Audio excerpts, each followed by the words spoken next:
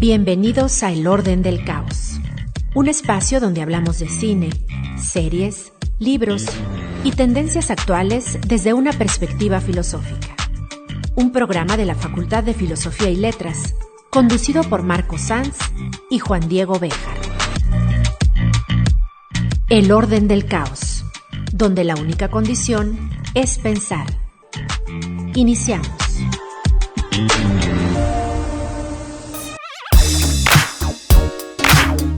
Bueno, sean bienvenidos a un nuevo episodio del Orden del Caos. Hoy estoy con Jorge. Hola, Jorge. Hola, ¿qué tal? ¿Qué ondas?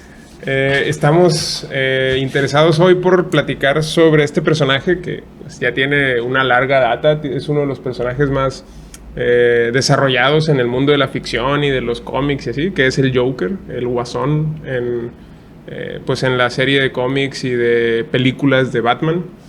Y es un personaje bastante interesante, nos parece como muy curioso y representativo de varias cosas, creo, como personaje, y es uno de los mejores, creo, villanos que tiene Batman, y en general, creo, de los mejores personajes que hay de villanos pues del mundo de la ficción y del mundo de los cómics y del mundo de las películas actualmente incluso.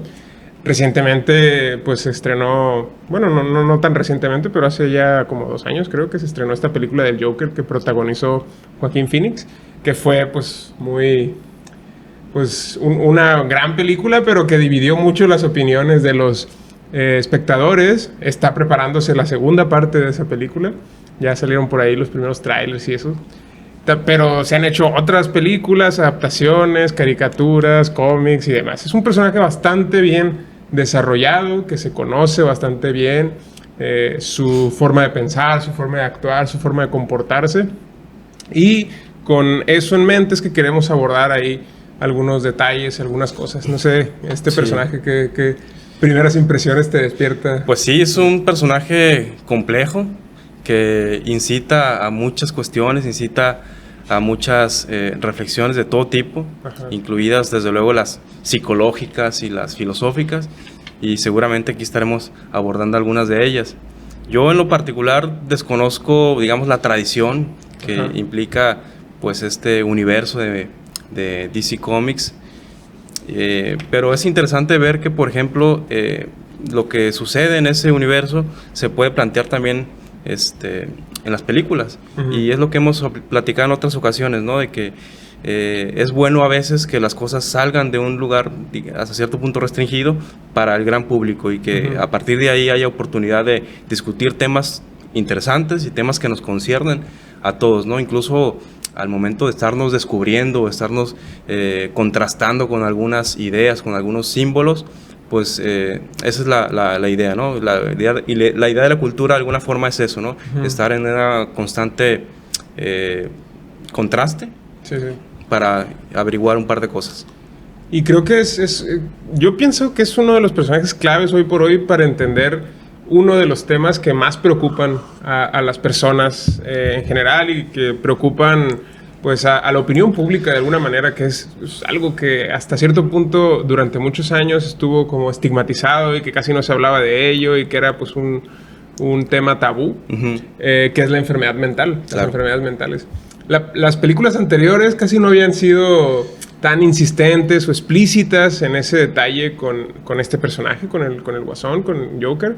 Sin embargo, esta última de Joaquín Phoenix directamente se trata de una película que retrata el origen del personaje, del Joker, y lo retrata con un enfermo mental, que además tiene otras características interesantes, pero que es eso, literalmente. Ahí sí ya asumen por completo esta característica del Joker. Sí. Sin embargo, por ejemplo, en declaraciones de otras películas, como la que protagonizó no lo protagonizó, más bien fue el que ganó el Oscar por interpretación del Joker, que fue Heath Ledger, que fue El Caballero de la Noche, esa película de Batman ya más viejita, que él describió en aquel momento al Joker como un payaso esquizofrénico, asesino en masa y psicópata con cero empatía. Así lo describía en aquella época. Pero el presidente y editor de DC Comics decía en ese momento que sigue volviendo a la forma en que el Guasón encarna físicamente a la locura.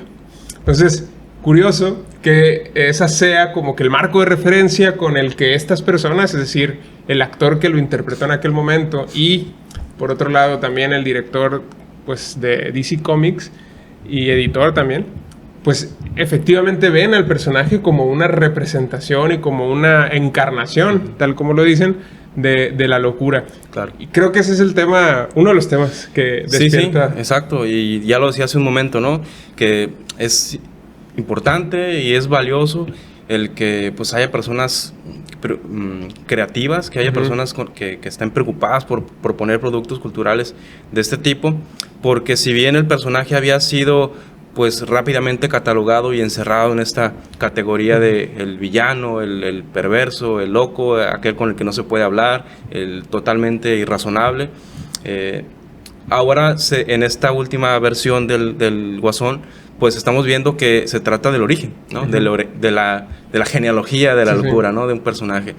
Y pues hay condiciones sociales en la película, hay condiciones materiales, hay condiciones muy, muy concretas de por qué una persona podría devenir en loco, ¿no? Y como lo decía Michel Foucault en su momento, una sociedad también se explica a partir de los mecanismos de exclusión, a partir de las formas con las que desplaza a sus miembros, ¿no? Entonces, en ese sentido, pues, en la película se ve claramente cómo es que las personas llegan a desesperarse, a entrar en una situación de crisis interna y externa, vamos a decir, y a partir de ahí, pues, empiezan a despotricar en contra de un orden determinado, ¿no? Sí, creo que en este sentido, por ejemplo, creo que Foucault es un gran referente para entender y leer a este personaje, ¿no? Al Joker.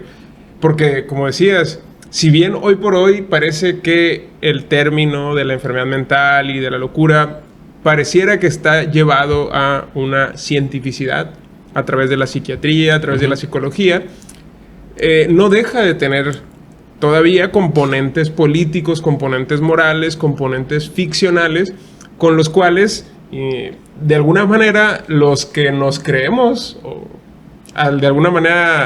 los que nos creemos que no estamos enfermos mentales, o que sí estamos, o que nos sentimos identificados, es decir, son maneras con las que construimos una representación de la normalidad y de la enfermedad, de alguna manera. Sí. Entonces, el Joker en este sentido parecería ser una representación exagerada, una especie de hipérbole de lo que sería para la sociedad actual la locura y lo que de alguna manera se sigue de ese concepto, ¿no? Que es un concepto que se opone a lo que decíamos antes, la normalidad o a la racionalidad, que es un poco el asunto que representa también el Joker. Y tal y como lo dice Foucault, estos términos que usamos hoy por hoy para señalar la locura, que son la enfermedad mental, la depresión, la esquizofrenia, todas estas cosas, hoy por hoy son términos médicos, son términos psiquiátricos, son términos psicológicos, pero en la historia de la humanidad hemos usado términos que reflejan quizá de una manera mucho más clara los componentes morales que tiene la locura. Por ejemplo, lo de una concepción antigua que es la posesión demoníaca.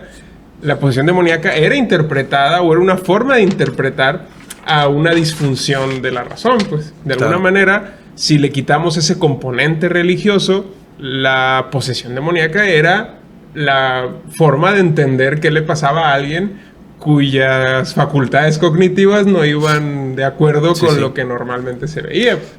Y entonces, en eso de la posesión demoníaca, está claramente reconocible el aparato social que representaba la locura de esa manera, pues, ¿no? Y el hecho de que hoy por hoy utilicemos a la ciencia médica y a la ciencia psicológica y psiquiátrica para representarnos a la locura, trae consigo otros conflictos que me parece que fraguan en este personaje del Joker y que resultan bastante serios o sea, que reflejan bastante el tipo de sociedad en la que estamos. Pues, pues que imagínate, también el de la ciencia no deja de ser un discurso de poder, ¿cierto?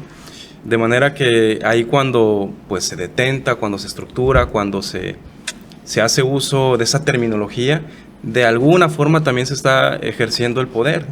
Y de esa manera, pues, los que no cuadran con esos conceptos, los que se ven desplazados por esa terminología, pues quedan en una especie de limbo conceptual, en una especie de no lugar, desde el que, pues, de alguna forma tendrán que definirse o de alguna forma tendrán que construir su propia subjetividad.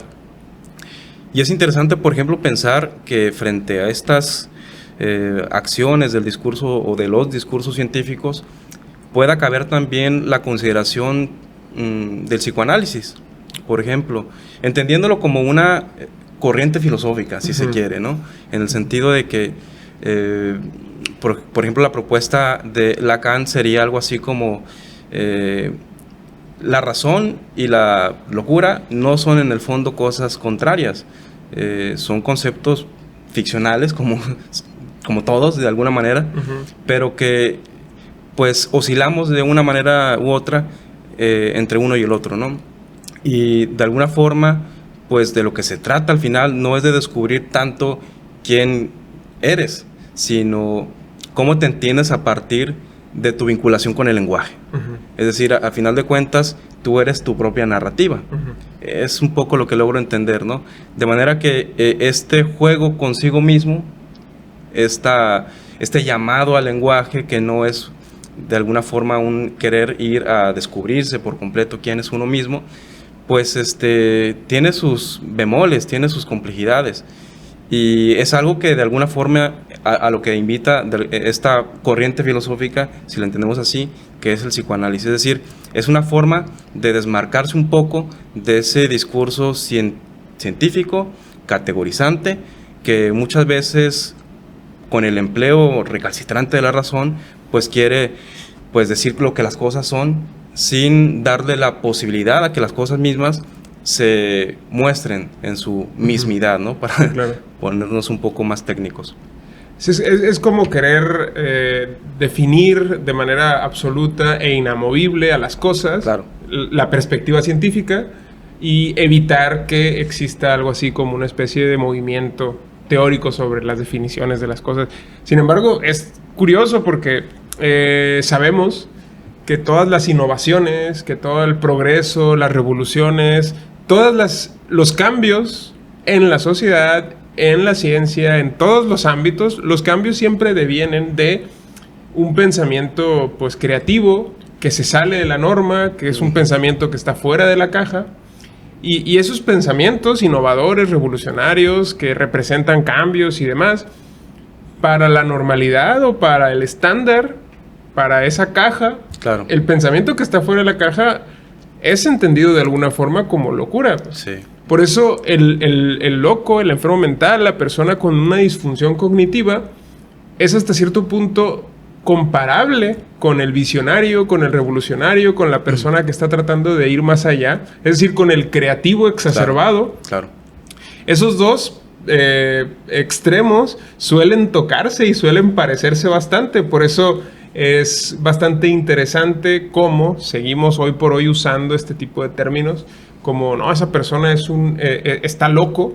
A veces esa expresión suele traer un componente positivo, porque es como si estuviésemos diciendo que esa persona pues se sale de la normalidad y es una persona extraordinaria, por decirlo así. Sí. Entonces es bastante curioso que esa forma de locura, que es totalmente revolucionaria, que es totalmente progresista, que es totalmente que avanza, digamos, que es la que creativa, esa forma de entender la locura, hoy por hoy está prácticamente enmudecida. Esa interpretación de la locura que deja a la razón como algo relegado, como algo conservador, como algo, digamos, normalizado a la razón.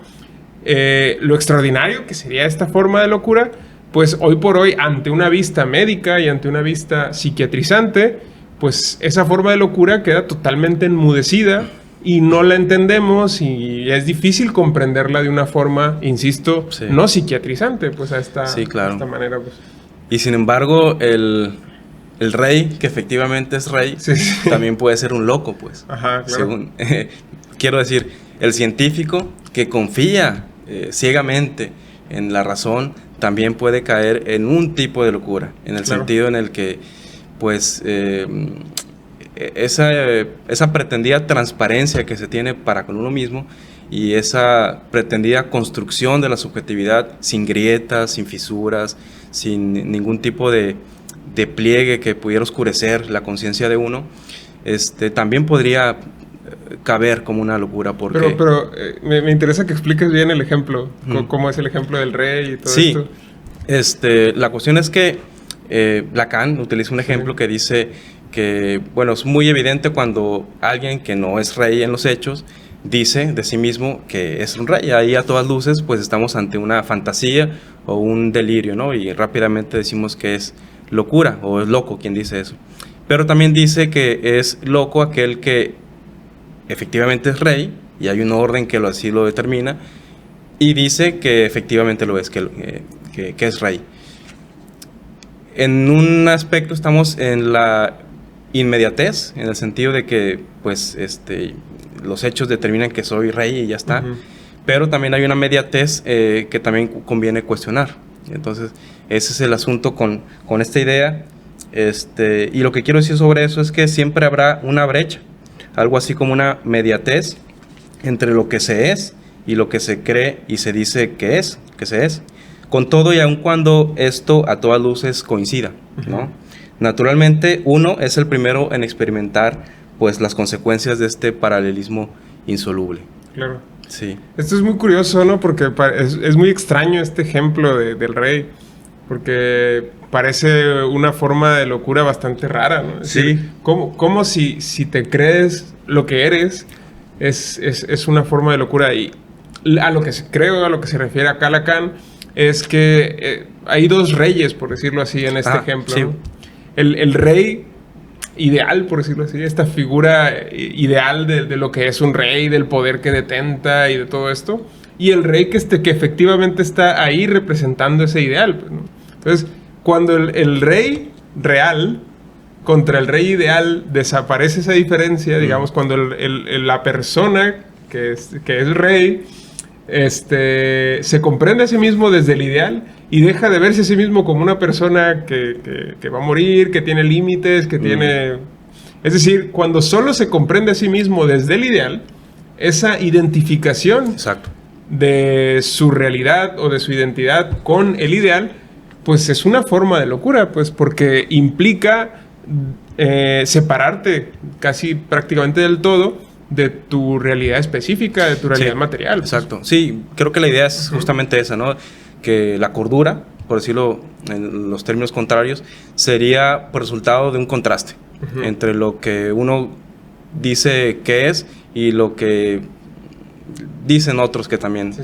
O sea, a fin de cuentas, nadie termina determinándose por cuenta propia, pues. Exacto. Y querer pretender eso sería, pues, una forma de locura. Claro. O sea, implica hasta cierto punto que la persona, el rey, no tiene por qué olvidar que sus condiciones materiales, sus condiciones específicas, es decir, que él no encarna de manera radical y absoluta el ideal del rey, por decirlo así. Y esa diferencia o ese conflicto o esa distancia entre lo ideal y lo real es lo que permite la salud, según Lacan, ¿no? La salud psíquica. Sí.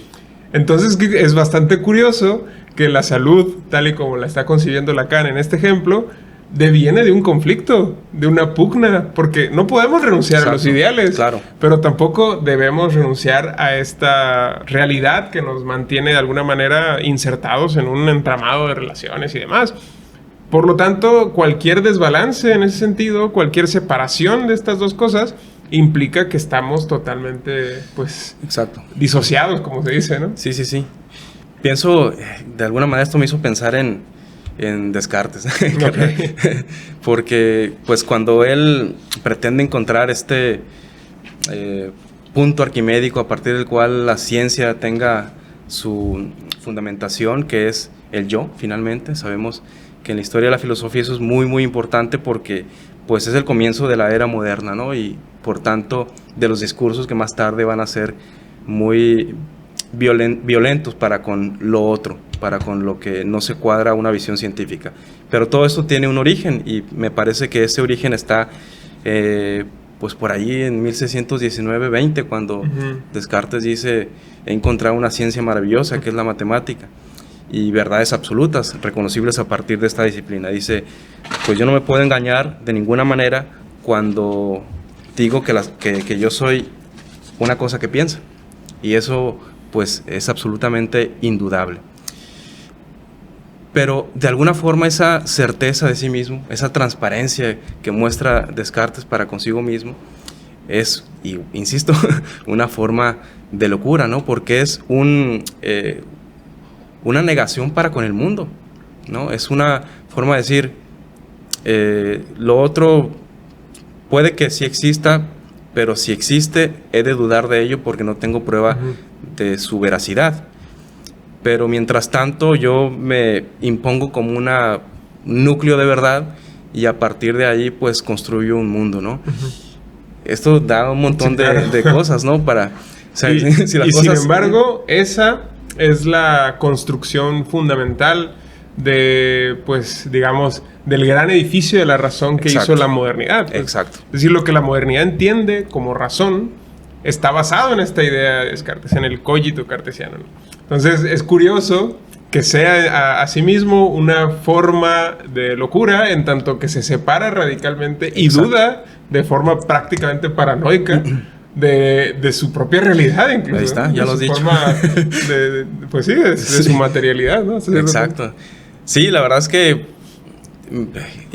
es una razón paranoica la de exactamente. Exacto. Con todo y que, bueno, dudamos para eventualmente dejar de dudar, pues ese trayecto es desquiciante. Sí, claro. Es desquiciante, ¿no?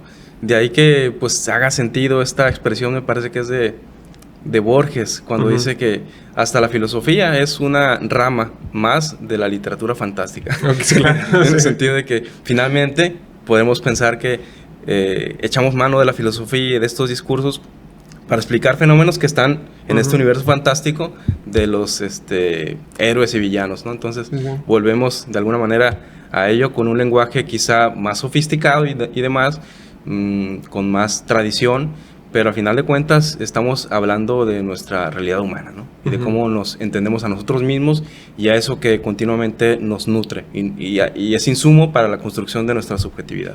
Sí, claro. Y es curioso, insisto, volvemos a esta subjetividad científica o esta subjetividad epistemológica que trata de construir Descartes y que sigue siendo hoy por hoy la forma más cristalina de razón con la que se mueve la ciencia y como trata de entenderse a sí mismo la ciencia como sujeto epistemológico. Pues este sujeto, si le hiciéramos un test psicológico o un test psiquiátrico, pues con la duda metódica y con el voy a dudar de todo, pues realmente se trata de un sujeto paranoico. Exacto. Es decir, la razón científica es una paranoia epistemológica, porque precisamente duda de todo cuanto se le presenta. Y esto es bastante interesante y revela bastante el tipo de aparato con el que hemos construido el conocimiento, que es justamente esta forma de subjetividad científica. Es curioso porque lo que yo me preguntaba a partir de todo esto, de esta definición de Lacan de locura, es hasta qué punto el Joker cae dentro de esta definición. Y yo no estoy bien seguro si Lacan consideraría al Joker como un loco, realmente. Porque, a ver, ciertamente, a un primer vistazo podríamos decir que sí, que efectivamente Lacan consideraría que el Guasón se trata de un loco. Porque, pues el Guasón, el Joker, él dice a cada rato, de hecho, que él no tiene una identidad. Es decir, le interesa muy poco recordar su pasado, exacto, le interesa muy poco hablar de sí mismo, y solo se entiende a sí mismo, aparentemente, a partir de la idea de ser un agente del caos, de estar en contra de las instituciones, estar en contra del orden que protege Batman como personaje principal y demás. Entonces, parecería que el Joker está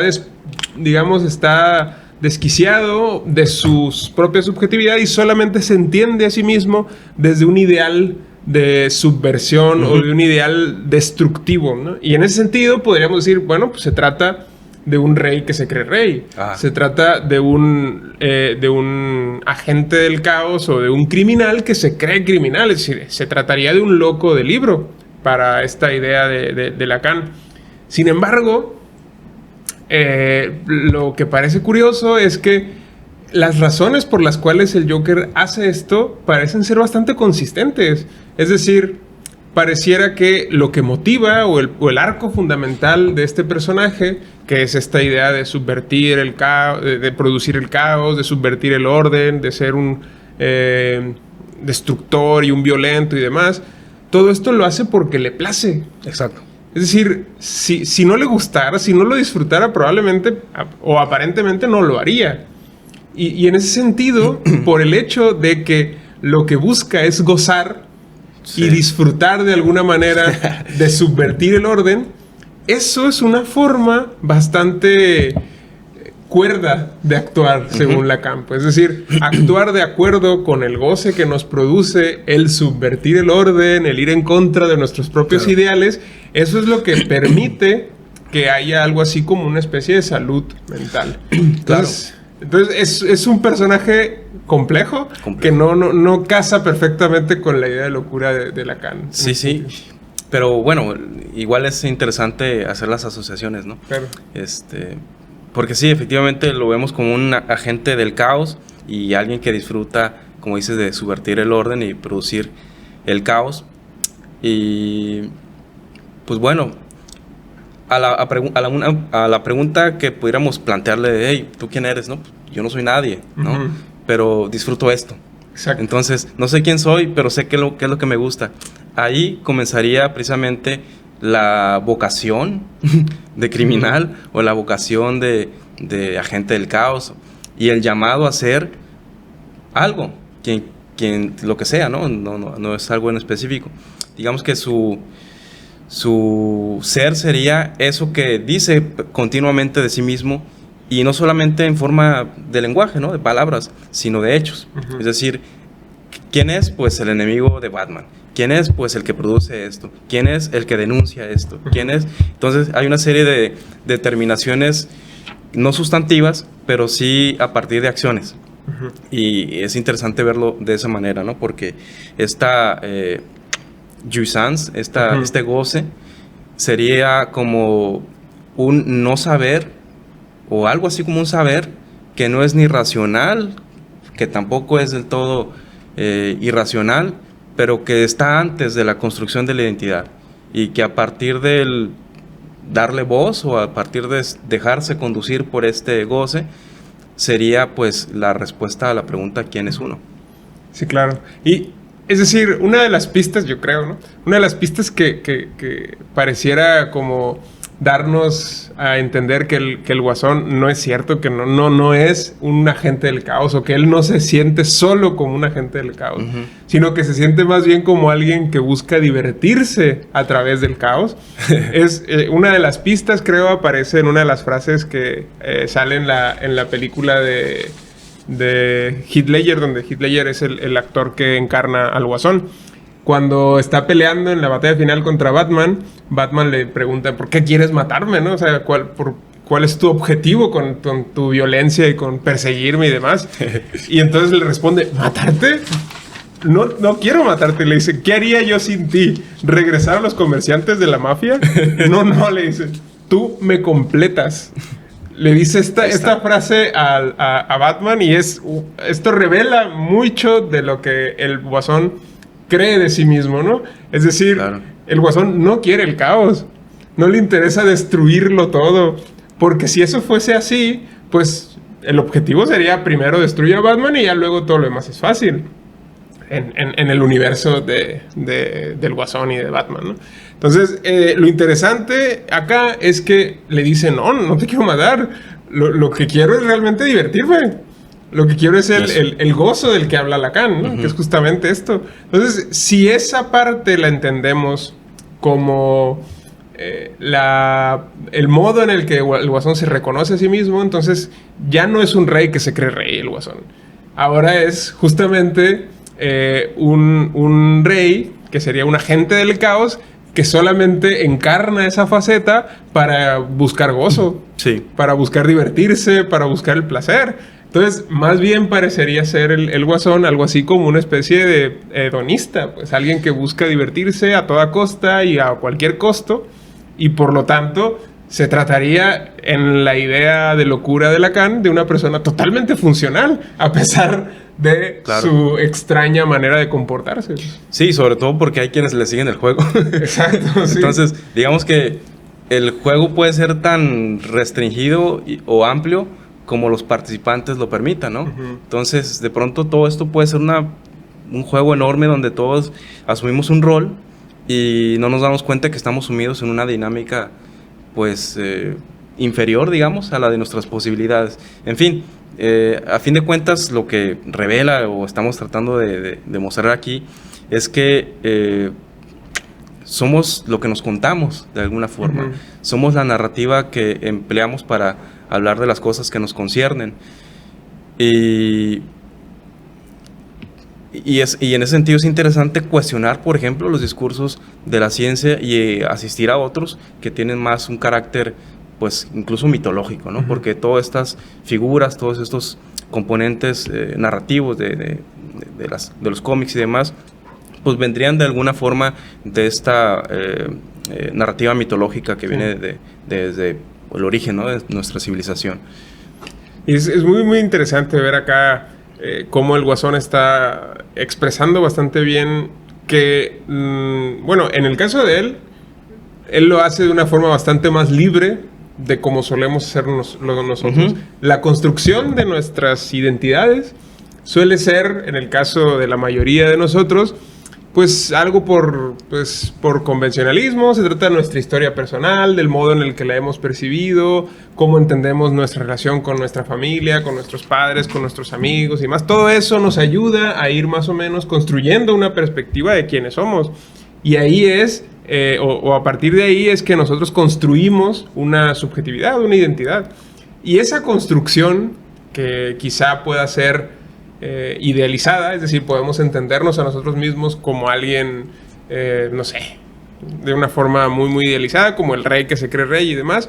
Sin embargo, pareciera que es muy, muy importante mantener nuestra, digamos, los pies en la tierra, por decirlo de alguna manera, y separarnos de la construcción ideal que hacemos de nosotros mismos para poder, entonces, crecer como personas, cambiar, tratar de hacer las cosas y en esa relación tensa que tenemos con nuestras propias identidades estaría lo que Lacan llama como salud, por decirlo de alguna forma. Entonces es curioso esto porque el Guasón, insisto, lo hace de una forma extrema, ¿no?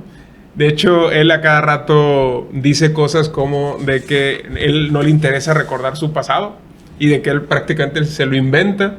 Es una forma en la que él nos está diciendo, pues básicamente, que él construye su identidad o su subjetividad de una forma pues bastante más radical que como lo hacemos nosotros. Eso no significa que nosotros no estemos inventándonos a nosotros mismos. Así es. Sin embargo, el Guasón, insisto, decide inventarse de una forma total y radical, por decirlo así. Claro, sí, pues una de las, no sé, enseñanzas o algo así que pudiéramos extraer es eso, ¿no? De incorporar, no sé, la frustración, los errores, los malos momentos en la propia vida y para enriquecernos y proyectarnos de mejor manera, ¿no? Porque incluso hasta, pues, digamos que una forma de fracaso, por ponerlo en esos términos, sería en primer lugar cuando no nos atrevemos a hacer las cosas, cuando por miedo a salir al exterior o por miedo de probar lo que creemos que somos en un plano inhóspito, pues no lo hacemos. Entonces, creo yo que de lo que se trata es de incorporar los elementos externos, incluida, por ejemplo, la frustración, y entender que esas grietas en nuestra propia identidad, pues, son signo de cordura. Porque, pues, es, según esto, lo mismo un loco que está, digamos, por completo en el delirio y en la fantasía, que aquel que se sabe los secretos del universo, ¿no? Claro. Y que está cierto de eso y que, pues, su voz y sus ideas están centradas en la verdad. Y hay varias frases, creo, que revelan todo esto de esta manera de pensar del Guasón tan creativa respecto de su identidad y de su historia personal, de su pasado. Por ejemplo, una que me gusta mucho es esta de recordar es peligroso. Encuentro el pasado un lugar inquietante y ansioso, dice el Guasón. Y en ese mismo sentido, dice, si voy a tener un pasado, prefiero que sea de opción múltiple. Es decir, quiero inventarme las cosas a como me guste en ese momento. Es decir, wow. De alguna forma, eso es lo que hace que el Guasón se entienda a sí mismo de una forma radicalmente creativa. Y eso para nosotros efectivamente parece una locura. Pues imagínate a alguien que llega y te cuenta, no, es que en mi infancia me pasó esto. Y al día siguiente llega y te dice, no, es que mi infancia fue genial. Y cada día te cuenta una historia diferente. Pues eso para nosotros se trataría de un loco, el que se inventa sus memorias. Pues para el Joker, para el Guasón, esa es la manera de evitar el dolor y buscar una vida llena de gozo, llena de placer. Y hasta cierto punto implica que el Guasón está llevando al extremo eso de inventarse o de construirse una subjetividad a placer. Es decir, a pesar de que nosotros lo hacemos, no lo hacemos de una forma tan radical como sí lo está haciendo el Guasón. Qué interesante, porque justo ahora que lo mencionas así, me viene a la mente la concepción que tiene Nietzsche de la historia. Como sabemos, Nietzsche es de alguna forma el padre de la posmodernidad, de la llamada posmodernidad, y bueno, sabemos que hay un debate en torno al término, ¿no? Pero al menos podemos entender que es algo que contradice o va en contra, de alguna forma, de los postulados de la modernidad y del ideal que planteaba esta, ¿no? Ya hemos de alguna forma caracterizado lo que significa la modernidad, en particular la ciencia. Pero al Nietzsche cuestionar la modernidad y por tanto ser pues alguien que sienta las bases de lo que podría conocerse como la posmodernidad, cuestiona la forma de entender la historia. Y frente al discurso pues científico de cómo entender, bueno, la historia, es el discurso científico a propósito de la historia, como lo harían los historiadores del siglo XIX, por ejemplo, von Ranke a la cabeza y todo esto. Él dice, bueno, no, mi intención no es comprender la historia, el pasado de la humanidad, no tanto el individual, de manera objetiva, sino a partir de las enseñanzas que podrían haber en algunos momentos clave. Y creo que le llama historia anticuaria a esa forma de ver la historia. Es decir, no me interesa la objetividad con la que pueda yo hablar de la historia. Lo que me interesa es sacar un aprendizaje. Y es como si hubiera figuras interesantes en una vitrina llamada historia, y para efectos de construir mi identidad y de darle cuerpo a mis ideas y a mis proyectos, voy a utilizar lo mismo a Napoleón, lo voy a utilizar lo mismo a no sé qué otro personaje célebre, famoso, importante, para reconocer en él fuerzas que puedo también concebir en mí mismo, ¿no? Entonces, esa forma de ver la historia me hace pensar, bueno, lo digo a partir de lo que comentas, ¿no? De una historia a opción múltiple, sería algo como eso, ¿no? Y qué interesante que esta idea provenga de un filósofo que dice, pues la modernidad vino con un proyecto que al final de cuentas muestra sus límites. Claro. Sí, es decir, hoy por hoy nosotros sabemos y tenemos constancia de muchas construcciones narrativas o ideológicas que se han hecho de la historia y que sabemos hoy por hoy que son totalmente equivocadas a nivel científico. Exacto. Pero eso revela hasta qué punto la historia tiene una función de presente, que es explicar quién eres, explicar tu subjetividad y explicar una identidad. Pues por eso la historia no es simplemente, o no tiene simplemente un componente científico, no tiene simplemente un componente narrativo, sino que tiene la función social de explicar a las personas, ya sea a nivel individual o a nivel nacional o a nivel global. Es decir, entendemos quiénes somos y a dónde vamos de alguna manera, también a partir de dónde venimos y de por qué hemos recorrido este camino hasta donde estamos. Y eso implica que la manera en la que decidimos ver nuestro pasado afecta mucho el modo en el que nos entendemos en nuestro presente y el modo en el que nos dirigimos hacia nuestro futuro. Pues. Y en ese contexto, el Guasón decide puede ser total y radicalmente creativo con su pasado y decide, incluso consciente de que eso significa de alguna manera locura. Exacto. Dice el Guasón, esta es una frase que me gustó mucho: la memoria es en lo que se basa nuestra razón, que es básicamente lo que estamos diciendo acá. Claro. Y dice, si no podemos enfrentarlo, negamos la razón misma. La locura es la salida de emergencia. Puedes salir y cerrar la puerta a todas esas cosas terribles que pasaron. Puedes encerrarlas para siempre. Wow. Entonces, acá es increíble cómo la locura o este extremo de no querer recordar o de negar nuestra historia implica, tal y como el Guasón lo reconoce, la forma característica de su propia locura.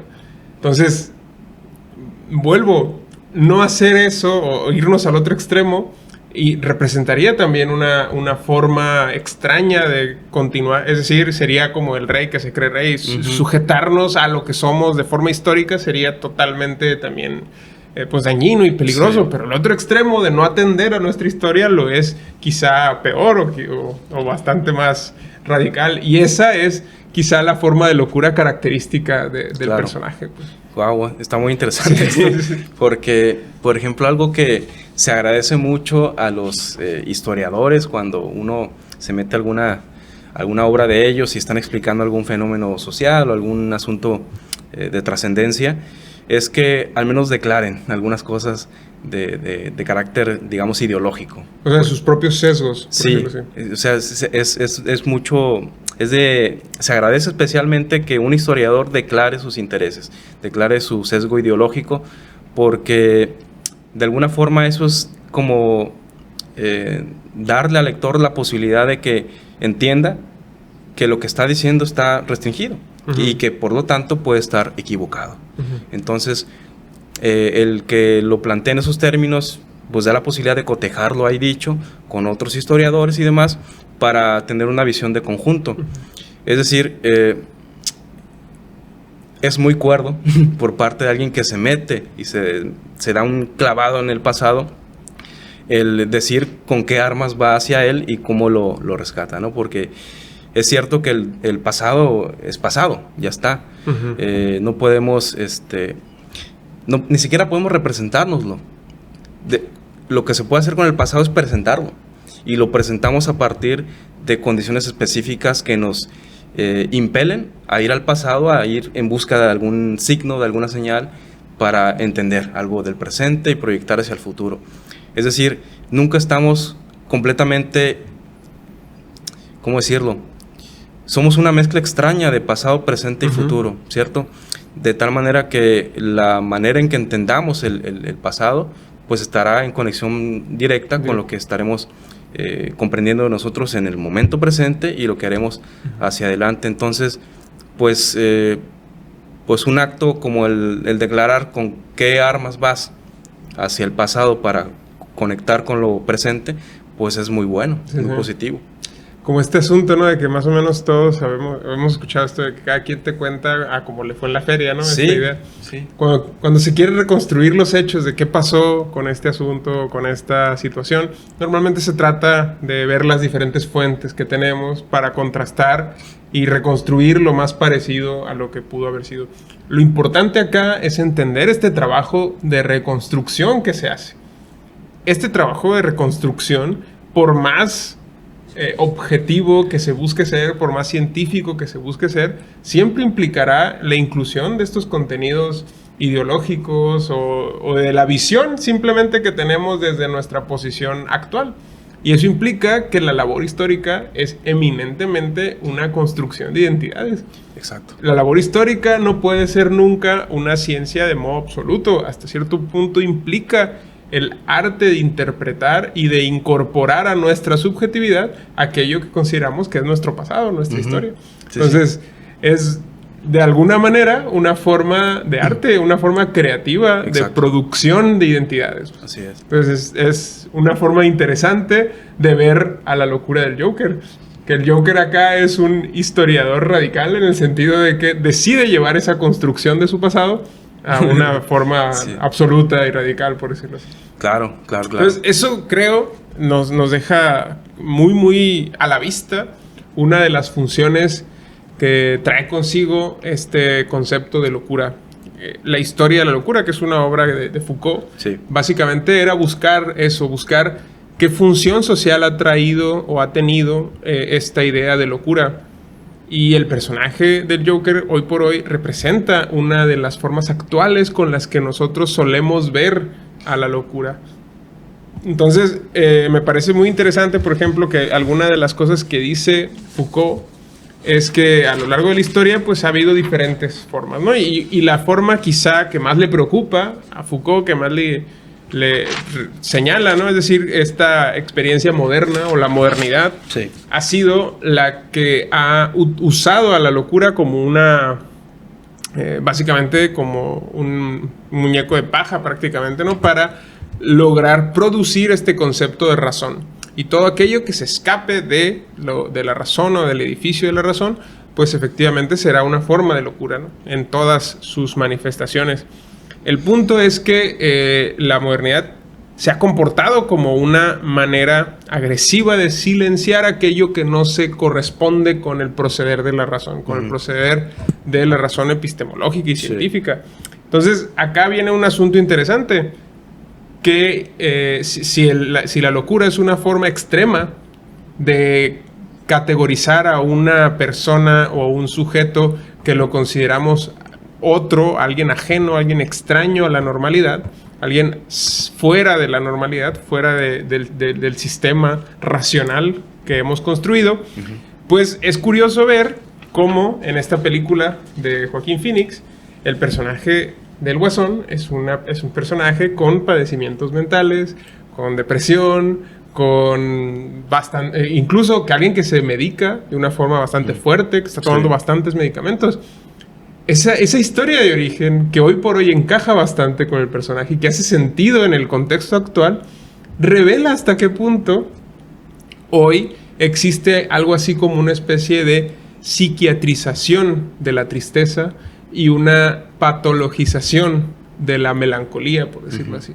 Es decir, hoy por hoy pareciera que la tristeza y el estar de una manera emocionalmente ajeno a pues la, digamos, cierta normalidad o tranquilidad y demás, pareciera que es patológico, pareciera que se trata de algo que tiene que ser remediado de forma incluso farmacológica, que tiene que ser diagnosticado y tratado.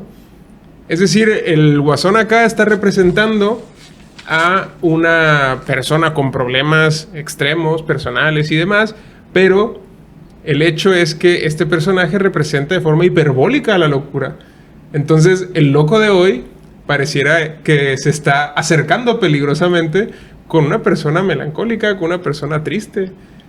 Ese loco, insisto, esa forma de locura es quizá radicalmente nueva en el ideario que hemos construido en la ficción y en la literatura acerca de la locura. Me parece que es una de las cuestiones que quedan expuestas en esta película y que me parecen por lo menos alarmante, por decirlo así, ¿no? Claro. Que estemos acercando peligrosamente las formas más radicales de la locura a simplemente tener emociones negativas, a simplemente tener un carácter triste o melancólico. Sí, así es. Al punto de que pues, sería una forma radical de locura. Pues claro, y no sé, por decirlo suave, lo preocupante es que, pues digamos que ya existen los medicamentos que tratarían nuestras eventuales emociones negativas.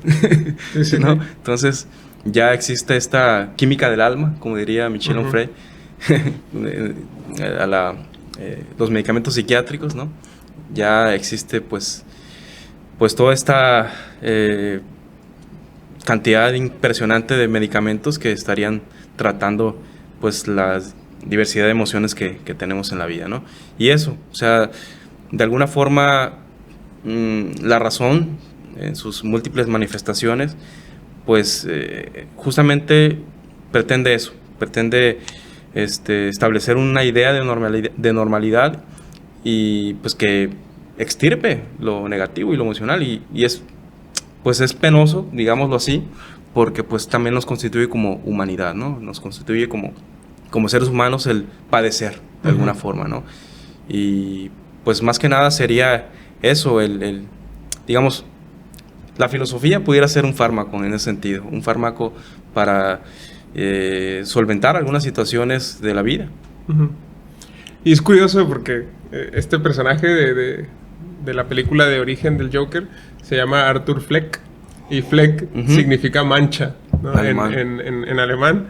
Y es curioso esto porque pues implica, insisto, otra estigmatización más de esto que estamos diciendo, ¿no? De cómo la tristeza, la melancolía o incluso una vida problemática como la que tiene el personaje son las manchas que están representadas hiperbólicamente en el personaje de una sociedad, de un conjunto político que no quiere reconocer y que no quiere tratar de una forma, digamos, más digna quizá a este tipo de personalidades, este tipo de caracteres o este tipo de funciones, digamos, distorsionadas de la raza. No sé si distorsionadas sea la manera más correcta de decirlo, pero bueno, el punto es que el hecho es que se reconoce a este asunto de la enfermedad mental, insisto, como una forma de locura, que además es una mancha social por el nombre, estoy tratando de decirlo aquí, pero que representa en el personaje del Joker una de sus formas extremas de locura.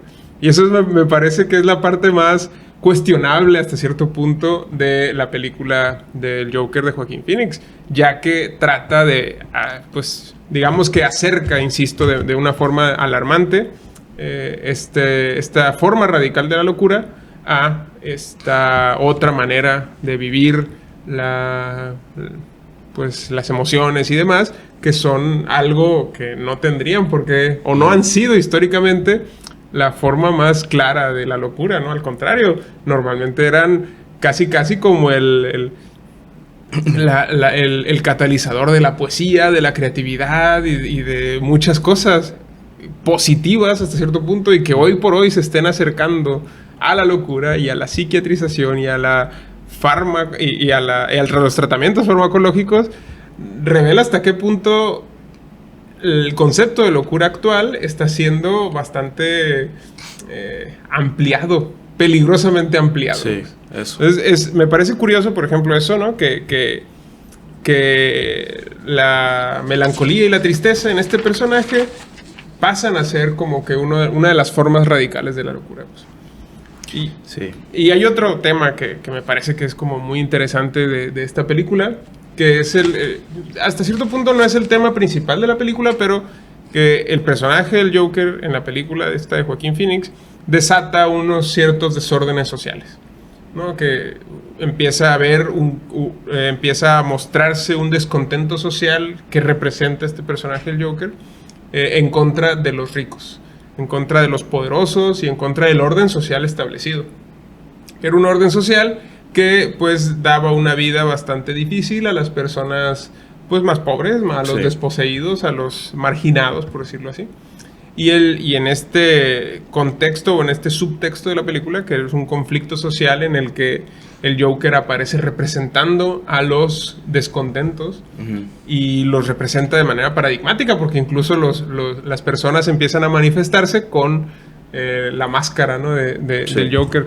Y esto, insisto, vuelve a llamar mi atención, vuelve a sonar mis alarmas, porque implica que el descontento social, el buscar condiciones más justas, o incluso ir en contra del orden social establecido, o ir en contra del gobierno y demás, parecería ser que en esta película se está retratando como una forma de la locura. ¿Me explico? Y eso me parece tremendamente curioso, porque responde completamente con el modelo de definición de locura de la modernidad. Es decir, todo aquello que se salga de la razón es locura, y si el Estado representa paradigmáticamente a la razón, entonces el Estado tendría que ser algo que cuidemos entre todos, no algo que queramos destruir. Exactamente. Entonces, actuar en contra del Estado, actuar en contra del Estado de Derecho, actuar en contra de los que detentan el poder, sería una forma de locura. Pero sabemos que es justamente estas actuaciones lo que producen los grandes cambios sociales, las revoluciones, los cambios sociales vienen de una actitud en contra del orden social establecido. Pues acá me parece muy curioso que se junten esos temas con la locura hiperbólica que representa el personaje del Joker. Sí, sí, porque de alguna manera no es un hecho aislado, ¿no? No es que bueno, seguramente así sucede todo el tiempo, ¿no? Que una persona padece y le va mal y se medica y, en fin, tiene una situación mental muy lamentable y pues en lo particular. Pero aquí lo curioso es que efectivamente hay un caldo de cultivo que una vez existiendo, respalda de alguna forma a esta persona que por seguir su juego, por darle cuerda a esta identidad que está en construcción, pues efectivamente coincide un proceso individual con una dinámica social, y de tal manera que se conectan estas dos situaciones, y es entonces cuando aparece la revolución.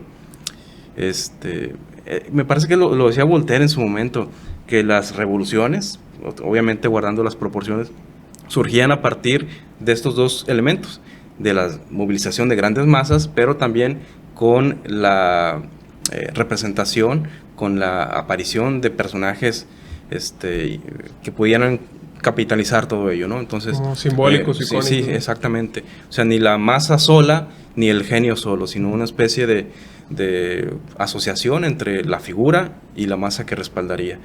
Entonces, obviamente sí, no es algo que aparezca de la nada, la situación de Arthur Fleck, sino que pues hay condiciones materiales y espirituales que hacen que esta situación sea pues llamativa y que pues sea concentración de un sentir generalizado, ¿no?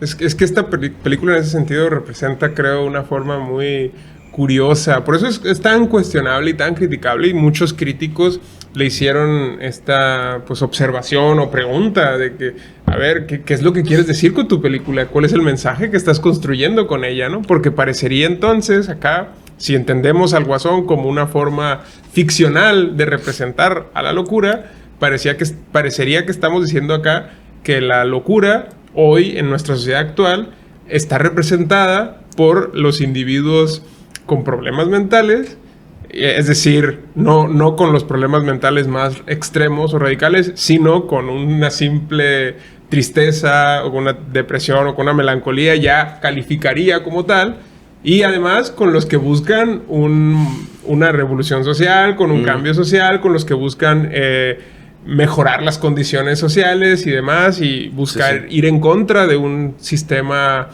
hasta cierto punto opresor.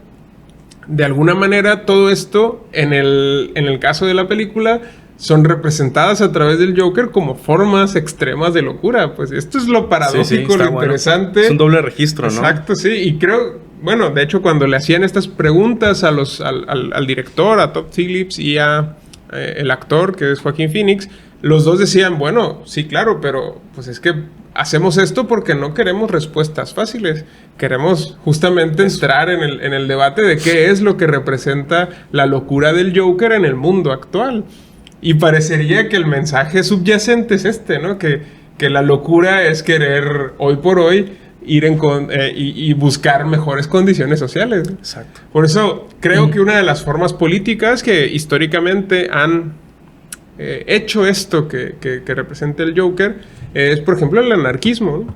El anarquismo efectivamente se representa o se postula como un movimiento político que considera al Estado como un aparato opresor, como un aparato que cancela las libertades de los individuos y que en última instancia oprime a las sociedades. Entonces, si eso es así, lo que buscan los anarquistas en general es buscar un ordenamiento social que no tenga una figura estatal, es decir, que no haya personas que detenten el poder de una forma centralizada, y por eso se hablan de anarquismos de diferentes tipos, ¿no? Están los anarquismos colectivistas, los anarquismos sindicalistas, bueno, hay muchos tipos, ¿no? Y están otros que son extraños, ¿no? Que por ejemplo, el anarcocapitalismo, ¿no? Que es como muy extraño porque, aunque parecería que está buscando la desaparición del Estado porque se trata de una figura opresora, y en ese sentido se trata de un anarquismo en toda regla, pues no es tanto un anarquismo porque no busca o no está interesado el anarcocapitalismo en favorecer a las libertades individuales. Más bien parecería que es lo contrario, que lo que se busca es privilegiar al capital y a los que lo poseen para que hagan lo que quieran, pues básicamente. Y en consecuencia, los que no lo tengan, pues no podrán hacer lo que quieran, sino que tendrán que cumplir la voluntad del que sí lo tiene. Entonces acá entra como un conflicto interesante, ¿no? del anarcocapitalismo, que no pareciera ser realmente un anarquista, un anarquismo como tal, un anarquismo político, ¿no? Entonces, el Joker podría pensarse que se trata de un personaje anarquista, sí, ¿no? sí. Que va en busca de violentar el orden social, de demostrar que se trata de un orden bastante frágil, e incluso que se trata de un orden social injusto. Y me gusta mucho una frase del Joker que dice: nadie entra en pánico cuando las cosas van según el plan, aunque el plan sea horrible, dice el Joker. Me encanta esta frase porque creo que tiene bastante sentido, ¿no? Es decir, si tú tienes un orden social que es opresor, cuando tú ves una actuación opresora, parecería que pues, es lo que toca, ¿no? Entonces, esa normalidad opresora es lo que aparentemente el Joker estaría tratando de demostrarnos, ¿no? Sí, cómo lo que nosotros vivimos es una forma de locura quizá más ridícula que la que él vive, ¿no? Incluso dice el Joker: ustedes se ríen de mí porque soy diferente, yo me río de ustedes porque son todos iguales. Y eso me parece también una forma muy interesante, ¿no? En cómo el Joker, de alguna forma, nos impele a cuestionar qué tan racional o qué tan lejos estamos de la locura, al tener pues un respeto quizá demasiado grande a los órdenes sociales que vivimos. Pues. Sí, claro. O sea, digamos que una mentira puede tener, no sé, una amplitud relativa, ¿no? Dependiendo de quién la respalde. Y, pues, por ejemplo, uno puede decirse lo mismo toda la vida y vivir en una mentira completamente. Pero también hay mentiras compartidas en las que, pues, todos participamos y nunca salimos de ellas, ¿no? Una mentira podría ser esta, ¿no? El que creer que el Estado va a ser el que nos libere de la precariedad, que nos va a dar libertades en el justo sentido para no ofender a los demás, que va a regular las dinámicas sociales, etcétera. Pero lo cierto es que pues no deja de ser un discurso, y en la medida en que es un discurso, pues uno establece un juego con claro, ¿no? Entonces uno decide creérselo, ¿no? Exactamente, a eso voy. Entonces, sí, de una u otra manera están participando estos conceptos de verdad-mentira, porque digamos que uno puede creer cosas simplemente porque funcionan, simplemente porque están ahí y ha sido la tradición y así lo dicta el orden social. Pero, pues, si fuera de ello, perfectamente podría ser una mentira. Entonces, cuando exploramos otras formas de entender lo veraz, como por ejemplo a partir del goce, ¿no? Sí, claro, yo no me puedo equivocar en tanto que en respecto a lo que me gusta, ¿no? Y si yo disfruto de alguna forma establecer un juego con el orden y tratar de trastocarlo, pues entonces ahí comienza una dinámica muy particular que con un componente de verdad distinto, heterogéneo, comienza a poner en conflicto lo que hemos creído como verdad en otro tiempo, ¿no? Sí, es increíble cómo este personaje representa bastante bien o deja en claro bastante bien cómo el vivir en sociedad hoy por hoy es una forma de construir una subjetividad que pues decidimos que se trata de una normalidad o de una forma racional de vivir. Sin embargo, es una elección totalmente libre y arbitraria y que hasta cierto punto decidimos asumir esta identidad. En ese sentido, por ejemplo, me encanta una frase que tiene el Joker que dice: instaura una pequeña anarquía, altera el orden establecido y comenzará a reinar el caos. ¿Y sabes qué tiene el caos? Que es justo. Entonces, me encanta esta frase, ¿no? Porque implica que el orden social en el que estamos no sería tan justo, según el Joker, como lo que sería el caos. Es decir, que el caos, cuando se desmantele el orden social, según el Joker, ahí sí tendríamos una forma de justicia más real, según él. Y esto pues es totalmente contrario a los ideales de justicia creados a partir del concepto de razón en la modernidad y demás, al concepto de justicia con el que hoy por hoy entendemos a nuestra forma de vida social y pública, por decirlo así. Es decir, ¿hasta qué punto vivir, por ejemplo, la vida como lo que se dice en la ley de la selva y todo esto?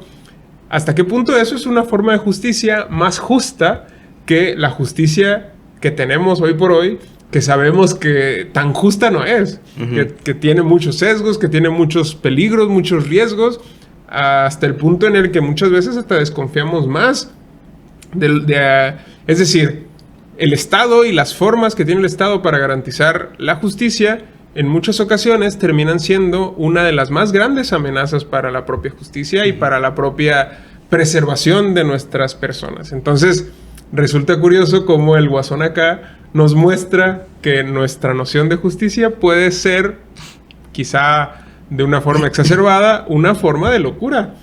Es decir, seguir creyendo que el Estado garantizará de forma radical y perfecta a la justicia, quizá sea una de las formas más estandarizadas de locura. Exacto, porque en principio significa ceder la libertad. Exacto. Significa darle a otro el poder que te corresponde a ti. Exacto. Por ser individuo con ciertas características y circunstancias. Pero pues ahí está. Eso es, digo, la verdad es que yo anticipaba ya esta discusión porque está ahí como muy patente, ¿no? Los temas. Sí, sí. Me parece muy curioso también, por último, para ver cómo el Joker, insisto, interpela bastante nuestra forma de vida. Y dice el Joker: antes las personas amaban la vida, ahora solo temen la muerte. Esto es muy interesante esta frase, ¿no? Porque implica o revela por qué muchos, hasta cierto punto, decidimos digamos, involucrarnos en el orden social establecido o someternos al orden social establecido, de alguna manera sumergirnos en el convencionalismo social y político del cual está hablando el Joker, ¿no? Que dice: ustedes me critican por ser diferente o se ríen de mí por ser diferente, yo me río de ustedes porque son todos iguales. Es decir, esa igualdad que buscamos, esa igualdad política en la que nos refugiamos a través del Estado, de alguna forma, pues representaría desde la perspectiva del Joker, insisto, una forma de locura, sin embargo, normalizada, por decirlo así. Y esto me parece muy interesante porque, pues, insisto, parecería que el Joker representa, o que podría representar de una forma icónica, al movimiento político y filosófico del anarquismo. Sin embargo, como vimos antes, el Joker más bien lo que está buscando es simplemente divertirse, no destruir al Estado, no, simplemente lo que busca es gozar de la paradoja que representa el Estado, ¿no? Sí, sí, sí. Entonces, no sería tal cual un anarquista porque realmente no le interesa destruir al Estado, no le interesa destruir a Batman, sino que simplemente le interesa, pues, reírse y gozar del ridículo que desde su perspectiva implica el someternos a un ideal aparentemente mentiroso, según él. Sí, y de alguna forma, no sé si estén de acuerdo conmigo quienes me escuchen, pero es una forma de amar la vida también. Y la del Joker, sí. En el sentido, por ejemplo, cínica, si se quiere, vital, eso definitivamente. Porque recuerdo lo de Nietzsche, ha salido a cuento un par de veces. Dice él que amamos la vida no porque estemos acostumbrados a la vida, sino porque estamos acostumbrados al amor. Es decir, la condición desde la cual hemos de reconocer la belleza de las cosas es el de la emoción, no el de la tradición, por decirlo de alguna forma. Es decir, reconozcamos la belleza de las cosas a partir de la humanidad, de nuestra humanidad característica, y no porque simplemente las cosas sean lo que sean, ¿no? Lo importante es tener ojos renovados, reinventarse y cuestionar lo existente y no ajustarse por completo a lo establecido. Creo yo que eso podría cerrar. Sí, sí. Sí, yo creo que hemos tocado bastantes temas muy interesantes. Me lo he pasado bien hablando de este personaje. Sí, buenísimo. Es muy, muy interesante. Pero bueno, te agradezco la conversación. Les pido a quienes nos escuchan que nos sigan a través de nuestras redes sociales, a través de Facebook, de TikTok, de Instagram y de YouTube. Ahí estaremos compartiendo mucho contenido. También igual en Radio UAS, a partir de los lunes, a partir de las 3 de la tarde, ahí nos podrán estar escuchando. Les agradezco de nuevo, te agradezco, Jorge, y nos veremos en un próximo episodio. Gracias.